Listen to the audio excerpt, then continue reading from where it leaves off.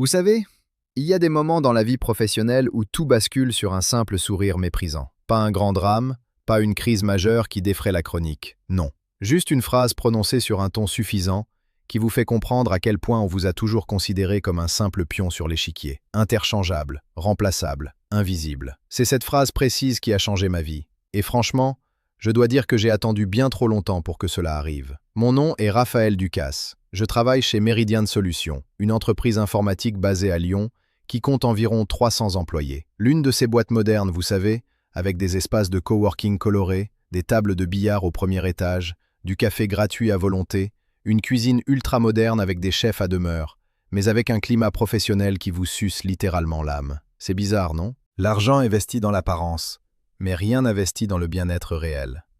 Rien n'investit dans la reconnaissance du travail accompli. J'y suis depuis 9 ans. 9 ans. Cela peut sembler long, et effectivement, c'est long. C'est long quand chaque jour ressemble au précédent, quand vous vous levez le matin en sachant exactement ce qui vous attend, quand vous terminez votre journée officielle à 17 heures, mais que vous restez 2 ou 3 heures de plus pour résoudre des problèmes qui ne figurent pas dans votre contrat CDI. Des problèmes qui ne sont même pas censés être votre responsabilité. C'est devenu automatique, presque involontaire, comme respirer. À Meridian Solutions, je suis chef de projet senior, ou du moins, c'est le titre officiel qui figure sur ma carte de visite. En réalité, en vérité, je suis l'invisible colonne vertébrale de toute la structure. Personne ne l'a jamais dit explicitement. C'est juste devenu clair avec le temps. Quand un client appelle à 20 heures, complètement panique parce que son intégration système plante et que son business dépend de nos services, c'est moi qu'on contacte. Pas le directeur de projet officiel, moi. Quand le directeur technique donne une deadline irréaliste à une équipe sans préparation, sans ressources additionnelles, c'est moi qui viens sauver la mise en travaillant jusqu'à 2 heures du matin. Quand 2 départements se battent pour des ressources limitées et que personne ne sait comment négocier, c'est moi qui négocie.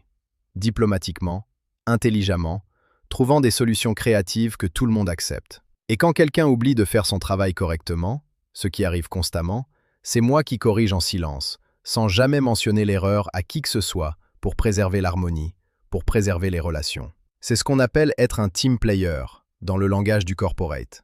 Un bon soldat. Un loyal. Quelqu'un sur qui on peut compter absolument. Quelqu'un qui met l'équipe en avant. C'est admirable quand on le dit comme ça. Mais en réalité, c'est du sacrifice non reconnu. Je ne dis pas tout cela pour me plaindre, même si, bien sûr, il y a matière à se plaindre.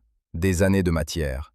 Des années de nuits sacrifiées, de week-ends perdus, de promotions promises, puis données à quelqu'un d'autre, de primes qui ne sont jamais venues. Je dis cela parce que c'est simplement la vérité. Une vérité que je comprends maintenant que je n'aurais jamais dû accepter sans poser des questions. Et je sais que vous connaissez probablement quelqu'un dans cette situation. Peut-être que vous êtes vous-même dans cette situation en ce moment. Ce sentiment qu'on vous utilise, qu'on vous prend pour acquis, que votre travail extraordinaire n'a jamais été vraiment vu par quiconque occupant un poste de décision, vraiment apprécié au niveau du cœur, vraiment reconnu au niveau des récompenses tangibles. Que vous êtes juste un rouage dans une machine, un rouage qui fonctionne si bien, si efficacement, que personne ne remarque même que vous travaillez extrêmement dur. Oui, c'était moi exactement. Mon manager s'appelle Vincent Garnier. C'est un homme d'environ 52 ans, cheveux gris coupés avec précision par un coiffeur haut de gamme, costume 3 pièces même le vendredi, parce qu'il croit que c'est ce qu'un vrai manager doit faire. Montre suisse onéreuse au poignet. Toujours un air de quelqu'un qui a quelque chose de beaucoup plus important à faire que de parler à vous ou à vous écouter. Il a grandi avec les anciennes méthodes de management français. Vous savez, la hiérarchie stricte et non questionnée, la distance professionnelle rigoureuse, le paternalisme bienveillant que vous vous rendez compte, rétrospectivement, n'était pas bienveillant du tout. C'était simplement du contrôle exercé poliment. Vincent est un homme qui croit fermement, viscéralement, que son poste de directeur lui donne le droit de mépriser, sinon ouvertement du moins implicitement, ceux qui travaillent en dessous de lui dans la hiérarchie. Pas ouvertement, bien sûr, jamais ouvertement. Aucun homme d'affaires intelligent ne fait ça aujourd'hui. Juste assez subtilement pour que vous vous demandiez si vous avez vraiment entendu ce qu'il a dit, ou si vous l'avez imaginé. Ces petits commentaires détournés, ces sourires qui ne sont pas vraiment des sourires, ces regards qui disent plus que des mots. C'est un art qu'il a perfectionné. Le 15 avril, un mardi, exactement 11 jours avant le moment qui a tout changé, nous avions une réunion de management formelle. Ces réunions du mardi, c'était notre tradition établie depuis des années. passer en revue la santé de nos projets actifs, discuter des budgets alloués, des performances des équipes, de la direction générale de l'organisation. Rien d'extraordinaire à première vue, une de ces réunions hebdomadaires qui pourrait absolument facilement être un email bien structuré, mais qui existe quand même parce que la hiérarchie a besoin de rassembler le monde autour d'une table pour justifier son existence à elle-même. C'est du théâtre, c'est toujours du théâtre.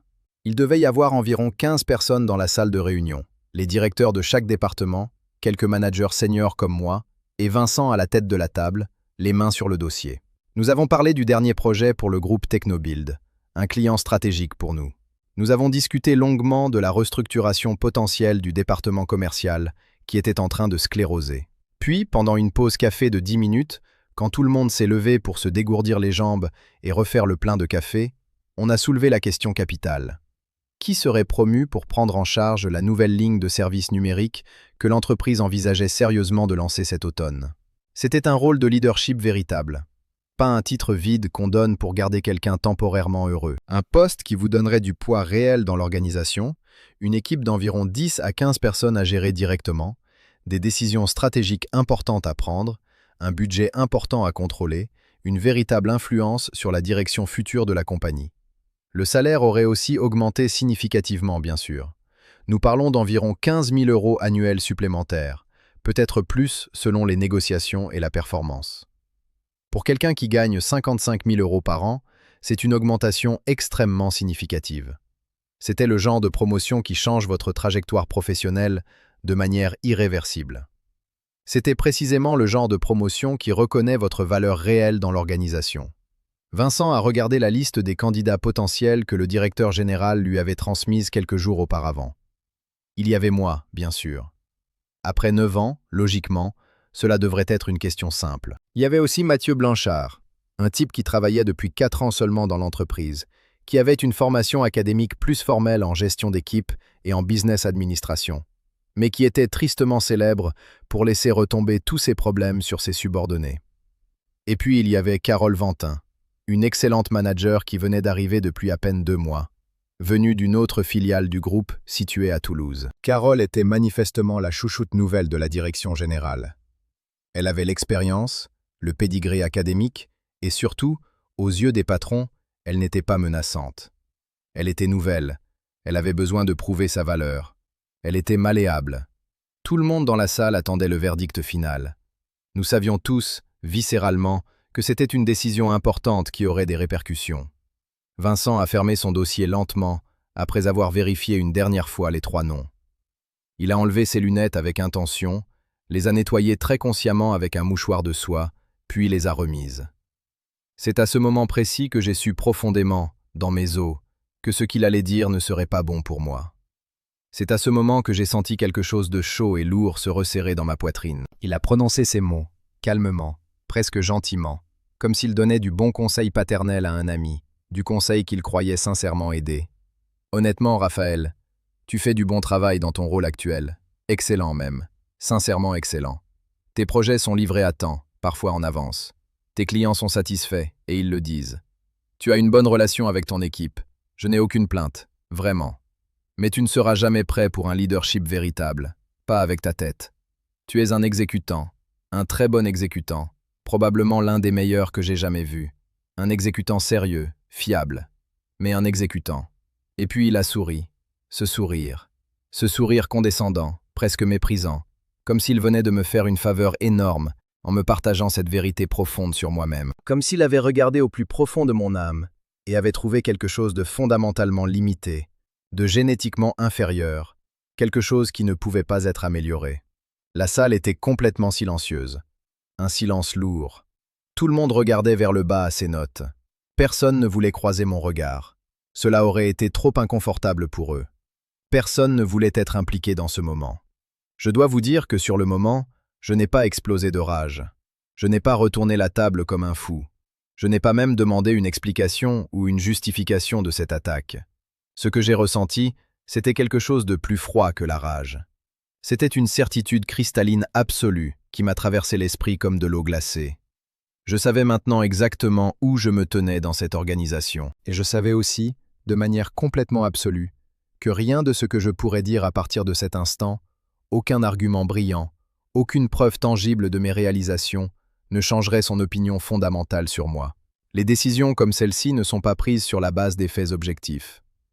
Elles sont prises sur la base de la première impression inexplicable, des préjugés personnels profonds, et de ce que vous représentez pour la personne qui prend la décision. Vincent avait déjà décidé, probablement des semaines auparavant. C'était Carole qui obtiendrait le poste. Elle était nouvelle, elle était ambitieuse, elle n'avait pas passé 9 ans silencieusement à montrer ses capacités extraordinaires. Pourquoi? Je suppose que probablement parce qu'elle n'était pas une menace consciente pour lui. Elle était jeune, elle était façonnable, elle regarderait vers lui pour des conseils. Avec moi, je ne sais pas. Peut-être que je savais trop. Peut-être que mes succès silencieux faisaient trop ressortir ses propres limites et son manque d'imagination en tant que manager. Peut-être qu'il était simplement plus facile de me garder exactement là où j'étais, l'invisible moteur de tout.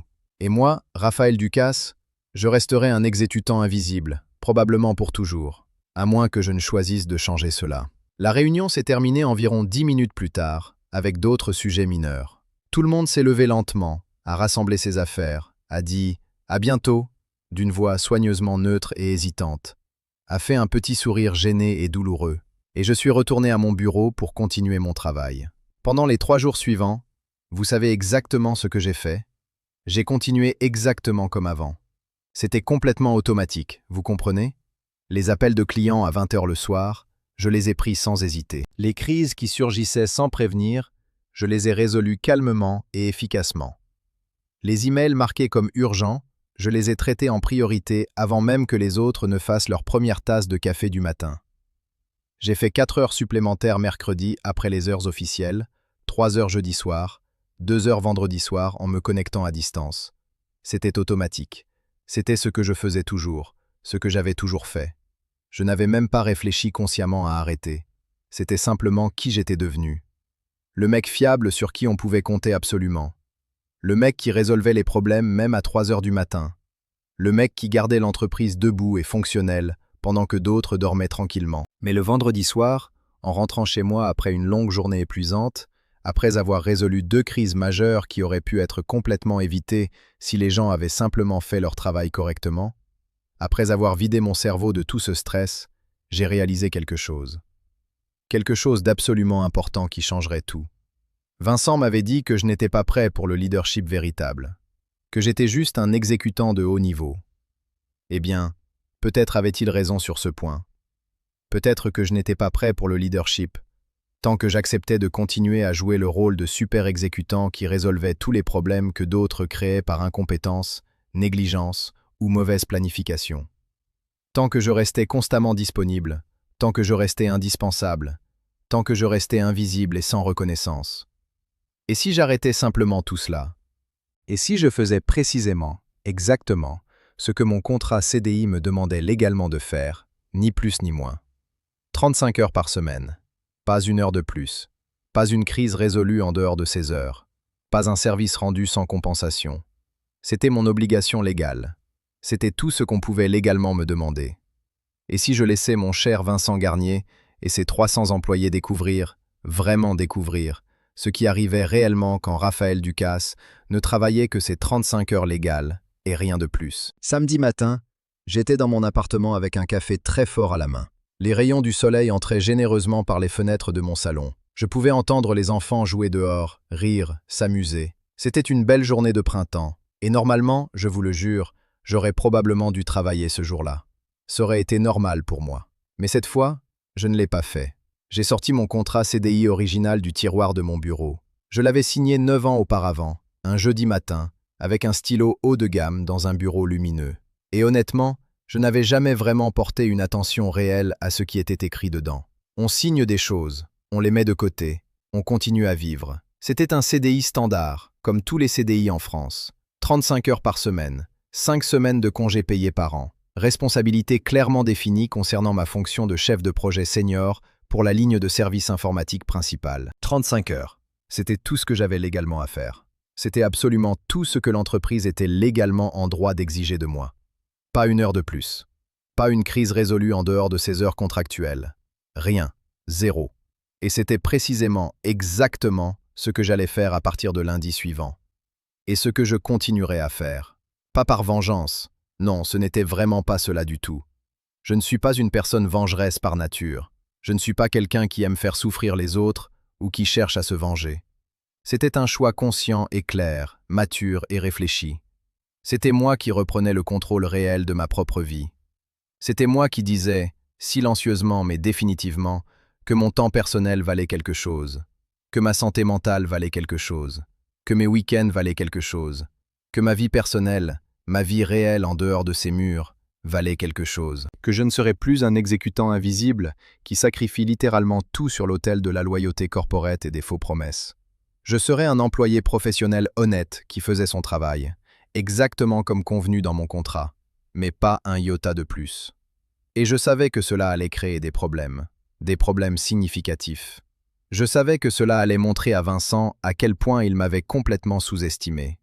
Je savais que cela allait révéler à l'entreprise entière comment elle fonctionnait réellement, sur le dos de qui elle reposait vraiment. Je savais que certains ne comprendraient pas mon geste, qu'ils diraient que j'étais égoïste, qu'ils diraient que j'avais trahi l'équipe, qu'ils diraient que j'avais changé, que j'avais perdu ma passion. Mais j'avais raison de le faire. Et je le sais maintenant, en regardant en arrière avec du recul. Le lundi 26 avril, je suis arrivé au bureau exactement à 9 h du matin. C'était mon heure d'arrivée standard depuis des années. J'ai fait mon travail avec concentration et attention jusqu'à 17 h précises. À 17h00, j'ai fermé les applications professionnelles. J'ai sauvegardé mon travail. J'ai éteint mon ordinateur. À 17h10, j'ai fermé la porte de mon bureau et je suis parti marcher vers le parking. Pas d'appel supplémentaire reçu. Pas de problème résolu après les heures contractuelles. Pas de texto envoyé tard le soir à partir de mon téléphone personnel. Pas de travail depuis le canapé chez moi le soir. Juste un homme qui travaillait ses heures contractuelles précisément comme défini dans son contrat de travail.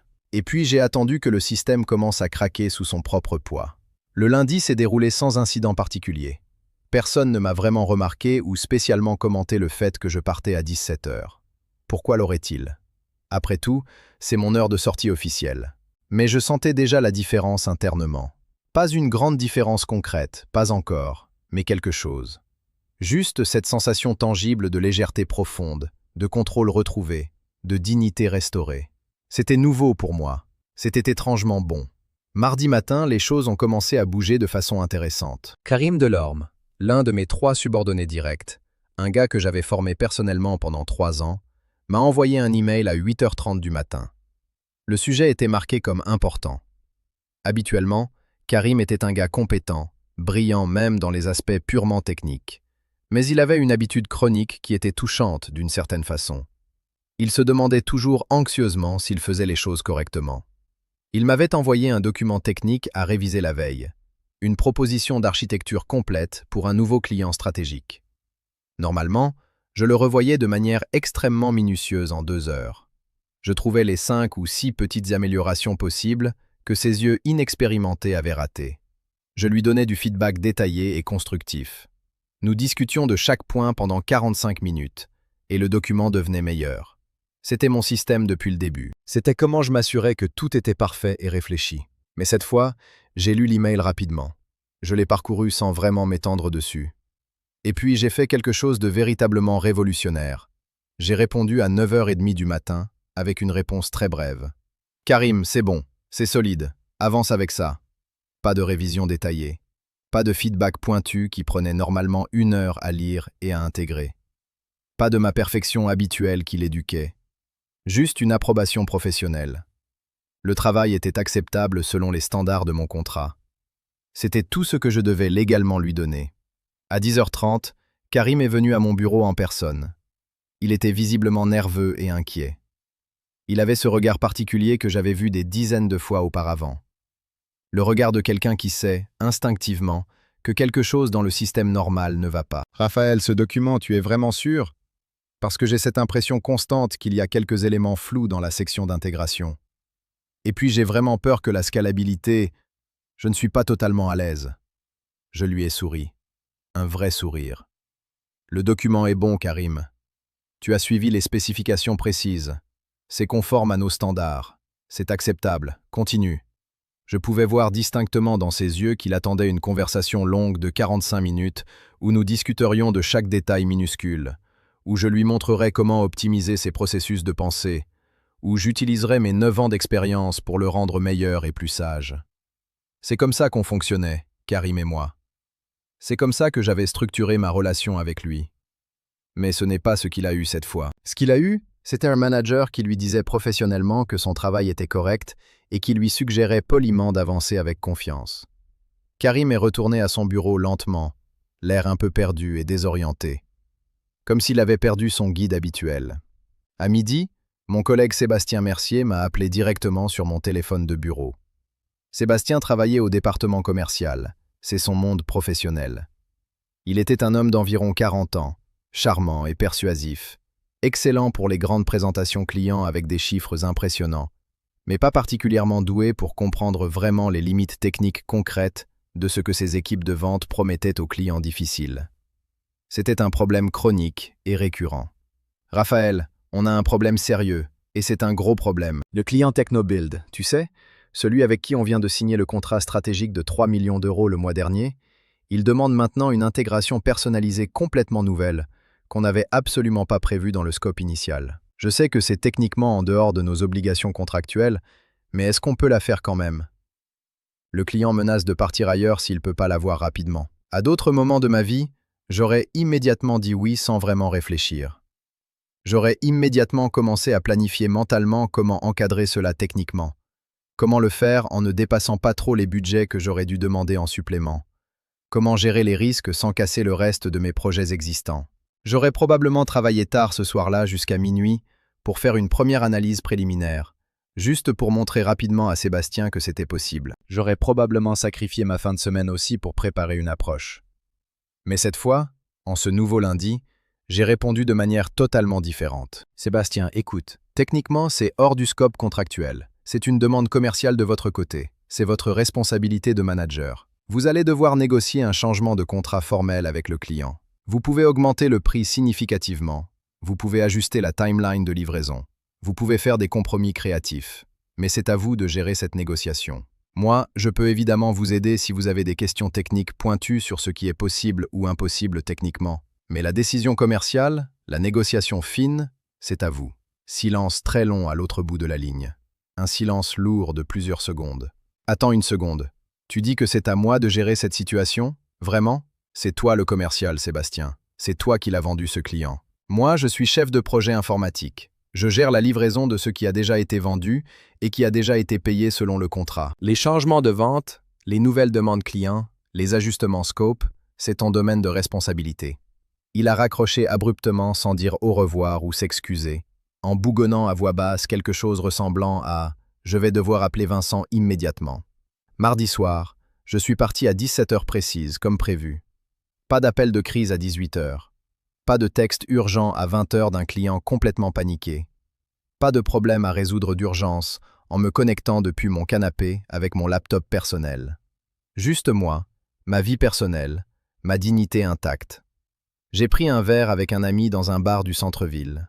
C'était agréable. C'était un sentiment nouveau. Mercredi, les choses ont commencé à vraiment se complexifier.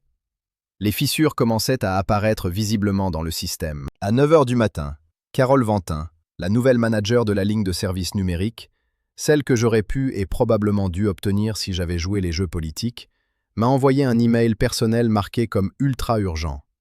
Elle disait que l'une de ses équipes techniques avait un problème architectural très sérieux sur un projet client très important. Pourrais-je jeter un coup d'œil rapide, s'il te plaît? Cela lui prendrait peut-être 30 minutes maximum de mon temps. En temps normal, pendant toutes mes années, j'aurais immédiatement bloqué 2 heures à mon calendrier sans hésitation. J'aurais interrompu mes autres tâches et priorités. J'aurais travaillé avec son équipe pendant l'heure du déjeuner s'il le fallait vraiment. Et j'aurais résolu le problème fondamental avant 16 heures, probablement avant le déjeuner de toute façon. C'était ce que je faisais toujours. C'était qui j'étais censé être pour tout le monde dans cette organisation. Mais j'ai répondu calmement, profondément calmement, en réfléchissant bien à ma réponse. Carole, je suis actuellement en charge de 3 projets majeurs en parallèle, avec des deadlines très serrés et non flexibles. Je peux te voir mercredi prochain si tu dis sincèrement que c'est une urgence réelle. Sinon, mes prochains créneaux de disponibilité réelle sont probablement dans 3 semaines environ. Je suis sûr que tu peux faire appel à tes architectes seniors ou à tes responsables techniques dans l'équipe pour regarder ça de manière approfondie. L'ironie exquise, c'est que cela n'aurait probablement pris que 30 minutes pour être résolu correctement. Mais cela n'était simplement pas mon problème à gérer. C'était le problème de Carole. Elle avait une équipe dédiée. Elle avait des responsables techniques seniors. Elle pouvait les utiliser. Jeudi matin, la première vague véritablement palpable de panique s'est vraiment sentie dans l'air. Vincent est venu directement à mon bureau. C'était la première fois en 3 jours qu'il se présentait en personne, face à face. Il y avait quelque chose de clairement différent chez lui. Une tension nouvelle, une inquiétude visible, une nervosité. Habituellement, il envoyait juste des messages Slack détachés ou passait ses demandes indirectement par d'autres managers. Pas cette fois. Cette fois, il est venu lui-même. « Raphaël, est-ce que tu vas bien ? Tu sembles pas être disponible cette semaine. Et honnêtement, j'ai reçu quelques plaintes constructives de différentes personnes. J'ai levé les yeux de mon écran de mon ordinateur. Je vais bien, Vincent. Je travaille exactement sur mes projets assignés actuellement. Pourquoi ? Y a-t-il un problème ? Eh bien, Karim a dit que tu l'avais envoyé en avant sans vraiment réviser son travail en profondeur comme d'habitude. Sébastien dit que tu refuses de travailler sur l'intégration technobuild urgente. Et maintenant Carole dit que tu n'as pas de temps libre pour l'aider avec un problème architectural critique. Cela ne te ressemble vraiment pas. Ce n'est pas ton style habituel. Tu es quelqu'un sur qui on peut toujours compter complètement. J'ai incliné ma chaise en arrière et je l'ai regardé directement dans les yeux. C'était important, je crois, de le regarder vraiment. Vincent, je fais exactement ce que mon contrat de travail me demande légalement de faire. 35 heures par semaine. Et je suis en train de les travailler consciencieusement. Karim fait du travail technique bon. Je lui ai donné du feedback professionnel. Si tu veux des révisions plus approfondies et plus exhaustives, je peux le faire, mais cela signifierait travailler au-delà de mes heures contractuelles stipulées. Sébastien a un problème commercial de vente qu'il doit négocier avec son client. C'est son travail spécifique. Et Carole a une équipe entière pour l'aider avec les problèmes techniques. Ce sont ses managers directs. J'ai respiré profondément et j'ai continué. Tu vois, Vincent, tu m'as dit l'autre semaine, à cette réunion de management formelle, que j'étais un exécutant de haut niveau. Un très bon exécutant, mais juste un exécutant. Que je n'étais pas prêt pour le leadership véritable. Eh bien, c'est exactement, précisément, ce que je fais maintenant. J'exécute exactement ce qui est demandé de moi par mon contrat. Ni plus ni moins. Rien de plus. J'exécute mon contrat de travail. C'est tout. Exactement tout. Vincent a rougi visiblement. Je pouvais voir clairement qu'il traitait le fait que je faisais une allusion directe et presque ironique à ce qu'il avait dit 2 semaines auparavant dans cette réunion de management. C'est un mauvais moment pour ça, Raphaël. C'est vraiment un moment difficile. On a des clients importants à gérer. L'entreprise a besoin que tu sois à ton meilleur possible. On dépend réellement de toi pour les choses critiques. Je le suis, j'ai répondu fermement. Je suis à mon meilleur pendant mes heures de travail contractuelles. C'est tout ce que l'entreprise a acheté de moi légalement. 35 heures, pas plus. Il a ouvert la bouche pour ajouter quelque chose, puis il s'est arrêté délibérément. Il a cherché les mots appropriés. Puis il a fermé la bouche sans rien dire d'autre, et il a quitté mon bureau en silence. Jeudi soir, le premier domino majeur a vraiment commencé à tomber d'une façon irréversible. Un client important, un client stratégique qui génère environ 200 000 € par an en revenus continus pour l'entreprise, a envoyé un email de crise à 19 heures. Son nom était Delta Vision. C'est un grand groupe de conseils en transformation numérique. Son système d'intégration avec notre plateforme faisait soudainement de bizarres erreurs de synchronisation de données. Les données ne se synchronisaient plus correctement entre les systèmes. Les clients finaux de Delta Vision commençaient à se plaindre activement. C'était un problème que j'avais résolu personnellement 3 fois distinctes au cours de l'année précédente. Je connaissais absolument, précisément, ce qui causait le problème chronique. C'était une configuration simple dans le serveur de base de données qui devait être ajustée précisément. 5 minutes et c'était réglé. Littéralement 5 minutes de mon temps technique. Mais à 19 heures, je dormais tranquillement. Et mon téléphone personnel était sur silencieux. Mon téléphone personnel que je payais avec mon argent était sur silencieux et il était loin de mon lit. Vendredi matin, Vincent m'a appelé à 9h moins le quart sur mon téléphone de bureau. Il était déjà au bureau, ce qui était franchement inhabituel pour lui. Normalement, il arrivait vers 9h30 ou 10h. Le client DeltaVision a un problème critique. Leur intégration est complètement cassée depuis 19 heures hier soir. Totalement inopérationnelle. Pourquoi tu ne l'as pas appelé immédiatement? Parce que c'était après mes heures de travail, Vincent. J'étais complètement hors du bureau. J'avais le droit légitime d'être hors du bureau selon mon contrat. Raphaël, tu ne peux pas simplement... Simplement quoi? Respecter mon contrat légal? Prendre soin de ma santé mentale et de ma vie? Avoir une vie réelle en dehors de cette entreprise? Tu as absolument raison. Je le fais. Je le fais correctement. Il y a eu un silence. Un très long silence. Plusieurs secondes d'un silence total et complet. Je vais devoir appeler Carole. Peut-être que son équipe technique peut gérer ça. Il a raccroché. À 9h30, j'ai reçu un email de Vincent marqué comme très haute priorité qui m'expliquait que j'étais fortement requis d'être disponible ce week-end pour un problème client-client critique et urgent. C'était formulé poliment comme une demande professionnelle, mais c'était clairement un ordre déguisé avec du sucre. J'ai répondu calmement, précisément, presque légalement. Vincent, ce week-end est mon temps personnel protégé. Mon contrat CDI me garantit explicitement et légalement mon droit au repos et au congé selon la loi française. Je prends ce droit fondamental au sérieux. Si tu as une urgence véritablement critique, comme une perte complète de données clients ou un problème grave de sécurité informatique, je peux te facturer comme heures supplémentaires rémunérées à un taux triple, comme l'exige le Code du travail français. Autrement, ce problème technique peut attendre lundi matin. Vincent n'a pas répondu du tout. Samedi matin, j'ai découvert que le client DeltaVision était furieux et menaçant. Carole, en essayant de résoudre le problème avec son équipe technique, avait fait une manipulation maladroite et dangereuse. Elle avait sauvegardé quelque chose de manière incorrecte, sans vraiment comprendre les conséquences de ce qu'elle faisait. Le problème était maintenant exponentiellement pire, beaucoup pire. Les données étaient maintenant corrompues. Les clients finaux ne pouvaient plus accéder à rien. Le client avait formellement menacé d'annuler son contrat entièrement. 200 000 € par an, potentiellement disparus à cause d'une gestion clairement incompétente. Et dimanche soir, Karim m'a envoyé un message paniqué sur WhatsApp personnel. Son projet, celui pour lequel je lui avais donné juste une approbation basique et rapide, sans révision approfondie détaillée, avait révélé plusieurs bugs et problèmes importants en phase de test que personne n'avait anticipé correctement. Des bugs que j'aurais facilement trouvés pendant ma révision détaillée habituelle. Il avait besoin désespérément de mon aide technique pour les réparer rapidement. Mais c'était maintenant un problème majeur et sérieux. Le client lui-même avait commencé à poser des questions difficiles. Lundi matin, en arrivant au bureau, je pouvais clairement sentir la tension dans l'air, épaisse comme du brouillard. Les gens me regardaient différemment. Pas avec colère ou ressentiment exactement, mais avec une sorte de réalisation profonde. Comme s'ils venaient tous de comprendre quelque chose d'important et d'inévitable. Que tout ce système reposait entièrement sur une seule personne. Moi. Que j'étais vraiment, profondément, l'invisible colonne vertébrale de toute cette structure.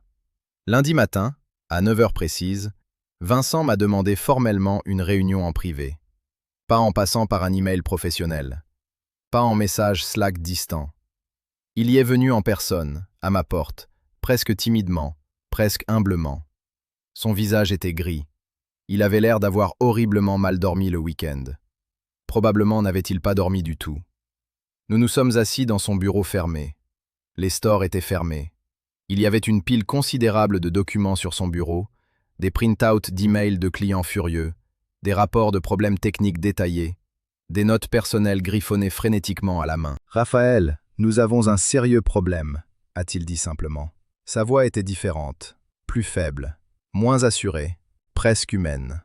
Je n'ai rien répondu. J'ai attendu patiemment. Le client DeltaVision veut annuler officiellement. C'est 200 000 € par an qui disparaissent. Le projet de Karim a des retards majeurs et il faudra probablement 3 semaines supplémentaires pour le livrer correctement à cause des bugs que nous avons laissés passer. Et il y a d'autres petits problèmes importants partout dans les opérations. Des clients qui demandent des clarifications. Des équipes qui disent qu'elles ne savent pas vraiment comment procéder. C'est devenu très compliqué très rapidement. Tout s'est décomposé en une semaine. Il a fermé les yeux pendant un très long moment, comme s'il absorbait le poids entier de la situation. Ce week-end, tu aurais pu résoudre le problème DeltaVision en 2 heures. Je le sais. Tout le monde dans cette entreprise le sait. C'est une config de base que tu as déjà vue plusieurs fois. Oui, j'ai dit calmement, sans colère. J'aurais pu. Alors pourquoi tu ne l'as pas fait ? J'ai pris un moment réfléchi avant de répondre. C'était important que je sois clair et que je sois honnête. Parce que Vincent, pendant 9 ans, j'ai fait exactement cela constamment. J'ai résolu les problèmes le week-end, presque tous les week-ends. J'ai travaillé tard le soir, presque tous les soirs. J'ai sacrifié mon temps personnel précieux sans compensation supplémentaire, sans reconnaissance véritable au niveau des promotions formelles, sans progression réelle de carrière appropriée. J'ai fait le travail efficace de 3 personnes pour le salaire professionnel d'une seule. Et toi, quand tu m'as regardé en face il y a 2 semaines exactes dans cette réunion de management, tu m'as dit que je n'étais pas prêt pour le leadership véritable, que j'étais juste un exécutant. J'ai continué lentement et clairement.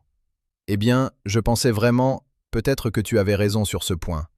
Peut-être que pour être un véritable leader respecté, je devais d'abord cesser complètement de faire le travail de 3 personnes gratuitement et sans reconnaissance. Peut-être que je devais montrer à cette entreprise, et plus important à moi-même, que ma contribution réelle était énorme, vraiment énorme. Et la seule façon réelle de faire cela, c'était simplement d'arrêter. De simplement arrêter tout. Vincent a pâli visiblement un peu plus. Je pouvais voir qu'il comprenait finalement. Tu as fait ça exprès? Tu as délibérément laissé les choses s'effondrer complètement pour... Pourquoi? Pour prouver un point? Pour te venger en quelque sorte? Non, Vincent, sérieusement non. Je n'ai rien laissé s'effondrer de manière sabotage. J'ai fait exactement, précisément, ce que tu m'avais dit implicitement de faire. Je suis resté simplement un exécutant. Je faisais mon travail exactement comme défini dans mon contrat de travail légal. Rien de plus, rien de moins. C'est l'entreprise entière qui a finalement compris ce qui s'était toujours passé. Qu'elle dépendait complètement d'une seule personne qui n'était même pas en poste de leadership officiel. Que cette personne était en réalité beaucoup plus importante qu'on ne le pensait. Il a enlevé ses lunettes lentement et s'est frotté les yeux, complètement épuisé. Qu'est-ce que tu veux vraiment? Quelles sont tes exigences exactes? C'était la question que j'attendais calmement. Je l'avais préparée et réfléchie depuis le lundi précédent, minute par minute. Premièrement, je veux une augmentation salariale appropriée et significative. 70 000 € par an. Deuxièmement, je veux le rôle formel de directeur technique adjoint. Un vrai rôle, avec une équipe de 10 à 15 personnes sous ma responsabilité, avec du pouvoir de décision réel et significatif, avec du vrai poids dans l'organisation. Troisièmement, et peut-être plus important, je veux que tu comprennes profondément et que tu intériorises que tu dois reconnaître la valeur réelle de tes employés. Pas juste pour moi personnellement, pour tout le monde ici. Ce système qu'on a ici, où une personne fait silencieusement tout le travail critique et personne ne s'en rend compte ou ne le reconnaît, c'est terminé. Complètement terminé. C'est beaucoup demandé, a dit Vincent lentement, testant les mots. Non, Vincent, c'est précisément, exactement, ce que j'aurais dû demander il y a 3 ans. Peut-être même il y a 6 ans, quand j'ai vu le pattern émerger. Il y a eu un long silence. Je pouvais presque voir Vincent calculer mentalement les coûts réels. 200 000 € de perte client définitive. 3 semaines de retard coûtent probablement 50 000 € ou plus en heures supplémentaires payées pour accélérer la livraison et sauver la relation. Les frais réels de remplacement s'il me perdait réellement à cause de frustration. Probablement 250 000 ou 300 000 € pour recruter, former complètement et intégrer quelqu'un d'autre qui pourrait faire ce que je faisais. Et moi, je demandais environ 15 000 € d'augmentation et un titre qui changerait les choses à l'interne. La mathématique était simple pour lui. « D'accord », a-t-il dit finalement, sa voix faible. « Je dois en parler à la direction générale formellement, mais... Oui, je vais le faire. Je vais négocier pour toi. » « Bien, j'ai dit. Et maintenant, concernant Delta Vision, c'est quoi précisément le problème technique que nous affrontons? Décris-moi exactement ce qui s'est passé. Pendant les 2 heures suivantes sans interruption, je me suis immergé complètement dans le problème Delta Vision. Carole avait, comme je l'avais soupçonné, cassé la configuration critique de la base de données de manière très maladroite et dangereuse. Elle avait modifié les paramètres clés sans vraiment comprendre les conséquences et l'impact de ce qu'elle faisait. C'était réparable, mais il fallait une approche extrêmement délicate et précise. À 11 heures du matin, c'était complètement résolu. Les données étaient intégralement récupérées. Le système fonctionnait à nouveau parfaitement. J'ai personnellement appelé le directeur général du client. Je lui ai donné une explication honnête et professionnelle. Je lui ai présenté des excuses formelles et sincères pour l'inconvénient majeur. Et je lui ai offert une réduction de 5% sur le contrat suivant, comme compensation directe pour le stress et la perturbation causée. Il a accepté à contre-cœur. À midi, j'ai contacté Karim. Nous avons passé l'après-midi entier ensemble à regarder méthodiquement son projet, ligne par ligne. C'était vrai qu'il y avait des bugs substantiels. Mais c'était des bugs que j'aurais facilement détectés plus tôt, si je l'avais vraiment mentorné attentivement, comme je l'avais toujours fait dans le passé. Ce n'était pas vraiment de sa faute directe. C'était partiellement de la mienne, d'une certaine façon. Je lui avais donné juste assez d'espace pour échouer, au lieu de lui donner suffisamment de structure et de support pour réussir et progresser. « Je suis vraiment désolé, Raphaël », a dit Karim sincèrement. « Je sais que tu as réduit tes heures cette semaine parce que tu n'étais pas satisfait ou content. Je ne voulais absolument pas te demander de revenir à l'ancien système d'exploitation. Je ne reviens pas à l'ancien système, Karim. Jamais, jamais. Mais c'est mon travail professionnel de vous aider à réussir vraiment. C'est un équilibre. Je vais rester un peu plus tard cette semaine, peut-être jeudi et vendredi soirée, pour m'assurer que ton projet est entièrement correct avant la livraison finale. Une semaine supplémentaire d'efforts ciblés, c'est faisable et c'est professionnel. Ce qui était vrai. Une semaine supplémentaire de quelques heures ciblées chacun, c'était radicalement différent de 3 heures chaque soir pendant des années sans fin. C'était un extra occasionnel, choisi consciemment, pas un modèle de vie imposé silencieusement. Mercredi soir, Vincent a appelé une réunion formelle importante avec moi, lui-même, et le directeur général directement, M. Leclerc. C'était un homme d'environ 60 ans, toujours occupé, toujours pressé par le temps, toujours en mouvement. Il avait construit Meridian Solutions à partir de littéralement rien en 1998, et il avait une certaine admiration viscérale pour ceux qui se tenaient debout et défendaient leurs valeurs avec intégrité. Vincent lui a présenté calmement le deal. 70 000 € annuels, directeur technique adjoint, une équipe d'environ 10 à 15 personnes, et un budget pour 3 nouveaux embauchages pour s'assurer que nous n'étions jamais de nouveau débordés et surexploités systématiquement. Pourquoi n'avons-nous pas fait cela il y a longtemps ? A demandé Leclerc à Vincent directement, avec un calme mais une sévérité évidente. Vincent n'a rien répondu. Il regardait juste vers le bas à son dossier fermé. Leclerc s'est tourné vers moi avec sérieux. « Monsieur Ducasse, vous avez fait preuve d'une certaine créativité remarquable dans cette situation complexe. J'ai juste suivi mon contrat de travail, monsieur. » Il a hoché la tête lentement, pensif. « Exactement. Vous avez montré précisément ce qui arrive quand les gens font juste ce qu'on leur demande légalement de faire. Et cela a coûté à cette entreprise plusieurs centaines de milliers d'euros. Et pourtant, vous aviez absolument raison. Il y a eu un moment de silence significatif. Puis il a dit avec clarté. Le rôle est vôtre définitivement, directeur technique adjoint, avec une clause supplémentaire que je tiens à ajouter personnellement. Vous allez être directement responsable du développement et de la restructuration complète de nos processus d'onboarding et de gestion des talents. Je ne veux pas que ce qui s'est passé cette semaine chaotique se reproduise jamais. Et je veux que vous structuriez les systèmes de manière à ce qu'aucun manager ne puisse exploiter ou surcharger un employé de cette façon jamais. Oui, monsieur Leclerc, j'ai dit. Jeudi matin, j'ai reçu une notification formelle officielle de promotion. Directeur technique adjoint. 70 000 € annuels. Début septembre. 3 nouveaux embauchages prévus pour ma ligne directe. Un budget augmenté pour des formations professionnelles. Karim a terminé son projet vendredi matin, avec toutes les corrections critiques implémentées correctement. 3 jours de plus que prévu originellement. Pas 3 semaines catastrophiques. Delta Vision a signé un renouvellement de contrat étendu avec une valeur plus importante pour l'avenir.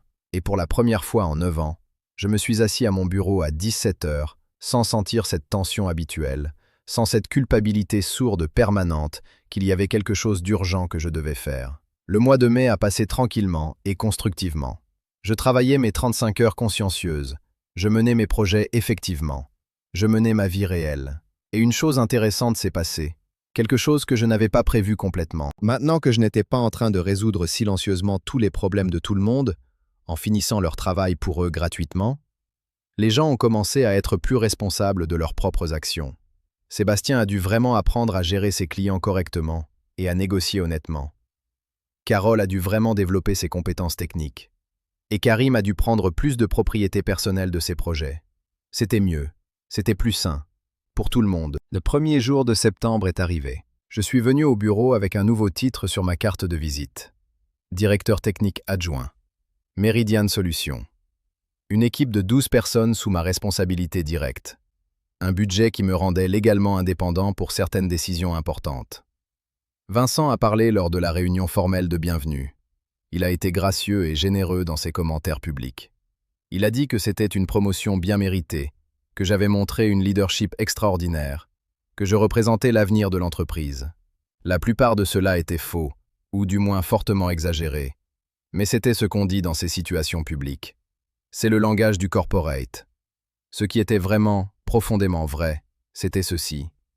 J'avais arrêté de me plaindre silencieusement, en acceptant passivement la justice.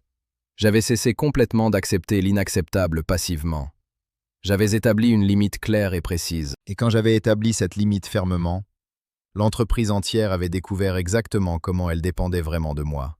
La leçon véritable n'était pas que je devais arrêter de travailler dur. Je travaille toujours dur maintenant. La leçon était que j'avais arrêté de donner gratuitement, sans compensation, ce qui valait réellement de l'argent substantiel. Et dans ce processus difficile, j'avais arrêté d'être invisible. 6 mois plus tard, en mars de l'année suivante, j'avais embauché 3 nouveaux technologues brillants, et je les avais formés correctement, sans les surcharger. Karim était devenu un chef de projet indépendant, à part entière, avec sa propre équipe. Et Meridian Solutions était plus stable, plus sain, plus viable et durable pour le long terme. Vincent n'a jamais complètement changé fondamentalement. Les gens ne changent pas radicalement à cause d'une seule semaine de crise. Mais il a arrêté définitivement de me traiter comme un exécutant invisible et non apprécié. Et plus important pour l'organisation, il a sérieusement arrêté de traiter les autres de la même manière exploitatrice. Parce qu'il avait finalement appris, tout comme moi, qu'une entreprise qui ne reconnaît pas la valeur réelle de son peuple ne mérite pas ce peuple. Que les meilleurs employés s'en iront. Que les entreprises qui construisent leur succès sur l'exploitation silencieuse finissent par s'effondrer quand ce fondement s'écroule. Et moi, Raphaël Ducasse, j'avais enfin obtenu ce que j'aurais dû avoir tout le temps. Du véritable respect professionnel, une juste rémunération selon ma valeur réelle, et la reconnaissance tangible que mon travail était en réalité extraordinaire. Pas juste bon, extraordinaire. Tout cela a commencé avec un sourire méprisant et une phrase blessante prononcée cruellement en réunion. Et cela s'est terminé quand j'ai choisi finalement de cesser complètement d'accepter cette méchanceté silencieusement. Quand j'ai choisi de valoriser mon propre temps et ma vie. Quand j'ai choisi de dire non. C'est une histoire simple, j'imagine. Mais c'est vrai. Et c'est une histoire que je crois que bien des gens ont besoin d'entendre.